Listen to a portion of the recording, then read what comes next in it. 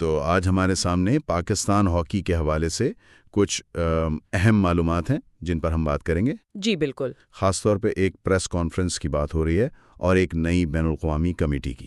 جی، اور ان معلومات کو دیکھتے ہوئے کوشش یہی رہے گی کہ سمجھیں کہ یہ معاملہ کیا ہے، پس پردہ کیا عوامل بتائے جا رہے ہیں، اور ظاہر ہے پاکستان ہاکی کے لیے اس کے کیا معنی ہو سکتے ہیں جو بھی ذرائع بتا رہے ہیں۔ بالکل۔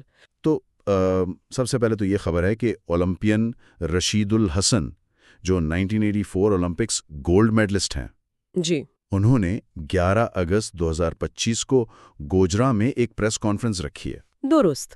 اور جو مواد ہمارے پاس ہے اس کے مطابق اس کانفرنس کا مبینہ مقصد یہ بتایا جا رہا ہے کہ پاکستان ہاکی فیڈریشن میں ان کے مطابق کئی دہائیوں سے جو مبینہ بدعنوانی چل رہی ہے، بد انتظامی ہے، اقربا پروری ہے، اور وہ پالیسیاں جو کھیل کے لیے نقصان دہ ہیں، ان سب کو سامنے لانا ہے۔ یہ تو کافی سنگین الزامات لگ رہے ہیں۔ جی، لیکن یہ واضح کرنا ضروری ہے کہ یہ الزامات ہیں جو رشید الحسن صاحب کی طرف سے سامنے لائے جانے کا ذکر ہے۔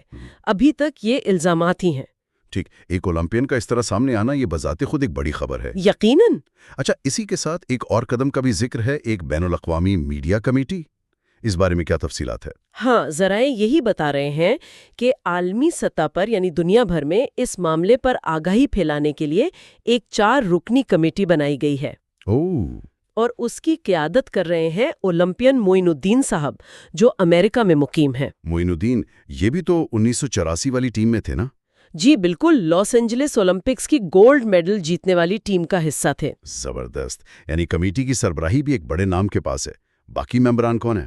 جی، دیگر اراکین میں ایک نام ہے سید طاہر علی شاہ کا، پولینڈ سے۔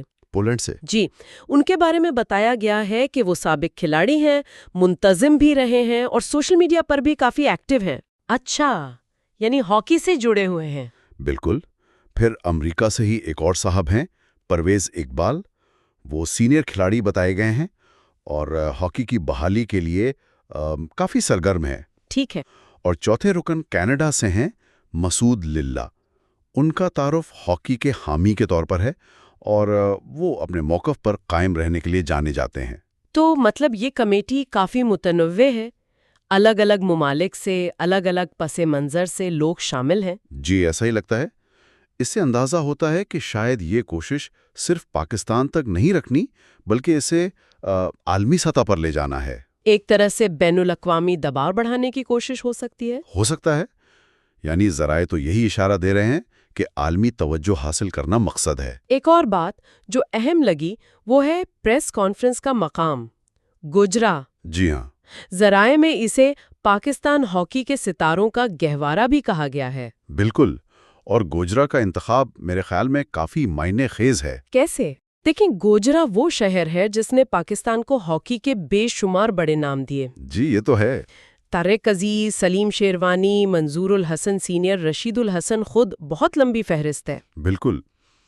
تو جب ایسے شہر سے جو ہاکی کی پہچان رہا ہے وہاں سے فیڈریشن کے خلاف مبینہ الزامات کی مہم شروع کی جائے تو اس میں ایک علامتی پہلو تو ہے ہی۔ شاید یہ دکھانا مقصود ہو کہ جہاں سے ہاکی کا عروج شروع ہوا وہیں سے اب اس کی مبینہ خرابیوں پر آواز اٹھ رہی ہے، یعنی جڑوں کی طرف واپسی یا جڑوں سے احتجاج۔ کچھ ایسا ہی لگتا ہے۔ ذرائع تو اسے ہاکی کے ممکنہ بحالی کا نقطہ آغاز بھی کہہ رہے ہیں۔ تو اگر ہم ساری بات کو سمیٹیں، ایک تجربہ کار اولمپئن ہے، وہ پریس کانفرنس کر رہے ہیں، جی، پاکستان ہاکی فیڈریشن پر سنگین الزامات لگانے کا اعلان ہے۔ مبینہ الزامات۔ جی ٹھیک، مبینہ الزامات۔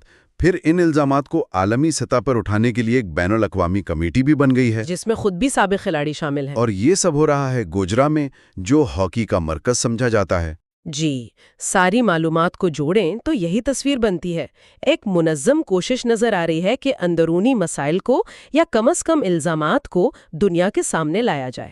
اور اس کوشش میں ماضی کے بڑے نام شامل ہیں، یہ بات بھی اہم ہے۔